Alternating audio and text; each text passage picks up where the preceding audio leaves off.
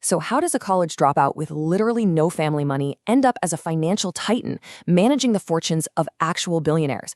Now, this isn't about the scandals that came later. We're going back to the beginning, to the origin story. In this explainer, we're going to break down the mechanics of how Jeffrey Epstein built the foundation for his entire empire. I mean, really think about that question. It's the core puzzle, right? The whole story just seems impossible. You've got a guy with no credentials, no inheritance, and he somehow climbs to the absolute peak of the financial world. So how on earth did he pull it off? That's the mystery we're unpacking today. Every story has a starting point, and Epstein's begins about as far away from the trading floors of Wall Street as you can imagine. Just look at this transformation for a second. It's staggering. On one side, you have a college dropout teaching high school math. On the other, a supposed financial prodigy, an insider connecting the world's most powerful people. This isn't just a career change, it's a complete reinvention of a person. So you gotta ask, what was the bridge between these two completely different lives? Okay, so here it is, the first critical piece of the puzzle. Epstein somehow lands a job teaching math at the Dalton School, which is one of New York City's most elite, most exclusive private schools. And this wasn't just about a paycheck, not at all. It was about access. See, his students were the children of the city's financial titans. He wasn't just teaching them calculus, he was networking with their incredibly powerful parents. This job was his golden ticket, his entry point into that world. All right, so he's got his foot in the door with New York's elite. What's the next move? It's to get inside the fortress of high finance itself, Wall Street. And check out how fast this all happens. A parent from that school, Dalton, gets him an interview at the legendary investment bank Bear Stearns. He gets hired without a college degree, which on Wall Street is a huge deal. It's practically a disqualifier. But he doesn't just get in, he rockets up the ladder.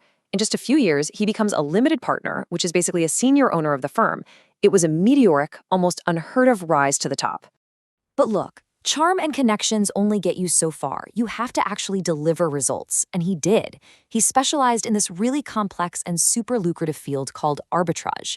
The simplest way to think about it is finding tiny, fleeting pricing mistakes in the market and exploiting them for profit. It takes a ton of mathematical skill and a lot of nerve, and by all accounts, he was a master at it. This is what gave him his credibility. He wasn't just a networker, he could make money. So after he leaves Bear Stearns, he goes off to build his own money-making machine. And the thing he created, well, it was unlike any typical wealth management firm you've ever heard of. See, he didn't want a ton of rich clients. Nope. He wanted a tiny, hand-picked, exclusive list of ultra-rich clients. This one principle, this idea of radical exclusivity, it became the absolute cornerstone of his entire business. So here's how the engine actually worked. First, he would only take on clients who were already billionaires. That was rule number one. Second, he threw the standard fee structure right out the window. Instead of taking a small percentage, he reportedly set up these massive performance-based fees. What that meant was, if he made a client a huge amount of money, he also made himself a huge amount of money. And third, the reputation he got from managing one billionaire's fortune, that became his calling card to get the next one. It was a self-fulfilling prophecy.